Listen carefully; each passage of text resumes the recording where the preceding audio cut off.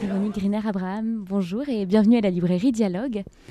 Alors vous venez aujourd'hui nous présenter Vieillissimo, un ouvrage paru aux presses de l'EHESP, dans lequel vous revenez sur votre travail en tant que psychiatre auprès des personnes âgées, à travers des témoignages savoureux de patients qui vous ont indéniablement marqué. Alors avant tout, est-ce que vous pourriez nous raconter comment est né ce livre et ce qui vous a poussé à réunir tous ces témoignages que vous partagez? Je crois que j'ai toujours eu envie d'écrire. Et plus particulièrement, je trouvais dommage, parce que la gérontopsychiatrie, c'est une spécialité qui n'intéresse pas grand monde. En général, on fait psychiatrie parce qu'on s'intéresse au plaisir de fonctionner, de se construire bien ou mal, ou pas du tout parfois. Et puis, je me suis dit, mais quand même, ces gens-là, ils ont tellement de choses à transmettre que j'ai voulu raconter leur parcours de vie. Et je ne supportais plus de les entendre dire de toute façon je ne sers à rien, je suis un poids, j'allume la radio, on me dit que je coûte cher, qu'à cause de moi on va devoir travailler plus longtemps.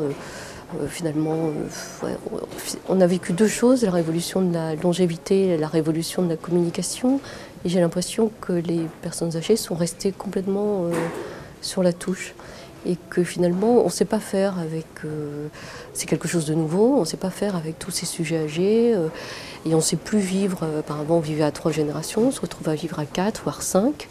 Et il va falloir que toute la société se sente concernée. Donc ça m'est apparu important de prouver aussi qu'il y avait une vie jusqu'à la fin, que le sujet restait désirant et que... comment dire, un petit peu pour pallier aux tentatives toujours d'objectivation de la psychiatrie de plus en plus. Où on me disait, il faut voir telle personne, elle a des fonctions cognitives altérées, elle a un MMS, donc c'est un examen des fonctions mentales supérieures à 5. Moi je me disais, elle n'a pas que ça, cette personne-là. Donc j'ai eu envie de dire que derrière ces sujets, il y avait toute une histoire de vie qui était importante. Donc j'ai eu envie d'écrire et puis voilà. Puis je trouvais qu'il y avait des choses extrêmement drôles que je vivais au quotidien, alors que tout le monde pensait que mon travail était super ennuyeux, que j'étais cantonnée à des lits médicalisés, à des odeurs d'urine, à des dentiers, alors que ce n'était pas du tout le cas. Alors justement, vous écrivez « J'aime les vieux parce que j'aime les histoires » et vous nous en racontez beaucoup, des histoires racontées par vos patients, des histoires drôles, tristes, émouvantes, marquantes. Est-ce qu'il y a un besoin pour les personnes âgées, vraiment de l'extrême vieillesse, de paroles et d'écoute, justement? Je crois que c'est le dernier moment où on peut enfin se dire, ben voilà, je suis celui qui a cette histoire-là. Et je me disais que j'avais... Alors, certains patients me disaient, ben, ton boulot, finalement, tu vas remplacer le prêtre. Alors je me dis, bon, peut-être que la figure du prêtre a disparu, mais je trouvais qu'il y avait une espèce d'urgence aussi à raconter, parce que les gens savent que la mort, elle approche, même si on est tous confrontés à ça, qu'on a du mal à l'accepter, que la mort fait partie de la vie et que voilà, ça peut arriver dans un quart d'heure, enfin j'espère pas, mais bon, ça peut arriver ou dans 10 ans ou dans 20 ans, mais qu'il y avait une urgence à se dire... voilà ce que je suis, parce que personne ne sait comment il va vieillir, personne ne sait ce qu'il va rencontrer, les gens qu'il va rencontrer, les événements qu'il va subir dans sa vie, et je trouve que ça c'est passionnant. On a l'impression que c'est tracé d'avance alors que pas du tout. Et je trouvais que ces gens-là venaient me dire, mais si j'avais pensé que telle chose me serait arrivée à tel âge, et souvent je leur demande en fin de consultation, est-ce que vous êtes content de la vie que vous avez eue ? Et je trouvais que c'était important cette question. Je disais, pas de souci, ou alors ça n'a pas toujours été drôle, mais bon, est-ce qu'il y a vraiment une vie parfaite ? Bon, on a des creux, des bosses, on a des moments difficiles. Et je crois que c'est important à ce moment-là de pouvoir justement en parler, puisque c'est ce qui reste. Et puis elles ont tout ce que les jeunes actifs et les plus vieux actifs non plus, la disponibilité, le temps, elles ont le recul nécessaire. Et elles ont appris à savoir ce qui est essentiel, ce qui ne l'est pas. Et souvent, je trouvais que ces personnes-là donnaient une certaine philosophie de la vie en disant est-ce que c'est vraiment important finalement tout ça ? Est-ce que dans un an, ça aura autant d'importance ? Puis c'est vrai que ce recul, cette dédramatisation, moi ça m'apaisait. Alors Bon, et je trouvais important d'en parler. Puis côtoyer l'extrême vieillesse, c'est aussi côtoyer des passés extrêmement riches, des histoires de vie passionnantes, des tranches de vie à redécouvrir. Et vous racontez donc toutes ces histoires par thématique dans votre livre. Et il y a notamment des histoires de guerre avec des passés qu'on n'imagine pas, qu'on peut découvrir à travers ces récits. Est-ce qu'il y a aussi une parole libérée à partir d'un certain âge? Est-ce qu'il y a des choses que les personnes n'ont pas osé dire avant, n'ont pas pu extérioriser avant, qui peuvent ressortir? Ça, j'en suis certaine. D'autant plus que la personne devient démente. On dit oh là là, elle dit n'importe quoi, mais je crois qu'au contraire, c'est là qu'elle peut dire l'essentiel. C'est-à-dire que tout ce qu'elle n'a pas correctement accompli dans sa vie va revenir à la hanter. Et il va falloir qu'elle le dise sous une forme ou une autre, parfois de manière complètement inadaptée. Mais il va falloir... en fait, le psychiatre, il est là pour essayer de trouver du sens à un comportement qui paraît de plus en avoir ou des propos qui n'en ont pas.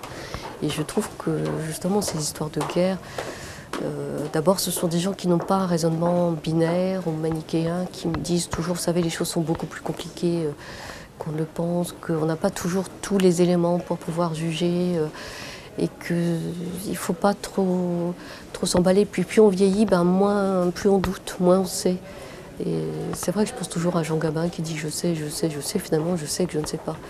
Et je trouvais que c'était touchant de se dire je suis partie en Indochine, en Algérie, ou ceux de la classe 42 dont je parle qui partaient forcément au STO, et puis qui racontent, et puis ceux qui partaient après dans Berlin occupé, puis qui disaient qu'ils retrouvaient des gentils boches par rapport aux méchants boches de l'occupation, puis finalement ils ne savaient plus trop où ils en étaient. Donc, et je trouvais ça touchant de pouvoir les autoriser à dire leurs doutes, des choses qu'ils n'avaient pas pu dire. Parfois ils disent mais pourquoi je vous raconte ça, j'ai jamais pu le dire à qui que ce soit. Je me disais bon, après tout c'est précieux, je suis là pour ça. À travers tous ces témoignages, on apprend énormément, on redécouvre toute une époque. Et vous écrivez que vous regrettez le temps où la transmission n'était pas un vain mot. Alors, selon vous, est-ce que plus d'échanges intergénérationnels pourraient à la fois être extrêmement enrichissants pour les jeunes aujourd'hui et en même temps réduire la souffrance et la fragilité de la grande vieillesse? Oui, je pense que c'est indispensable de transmettre.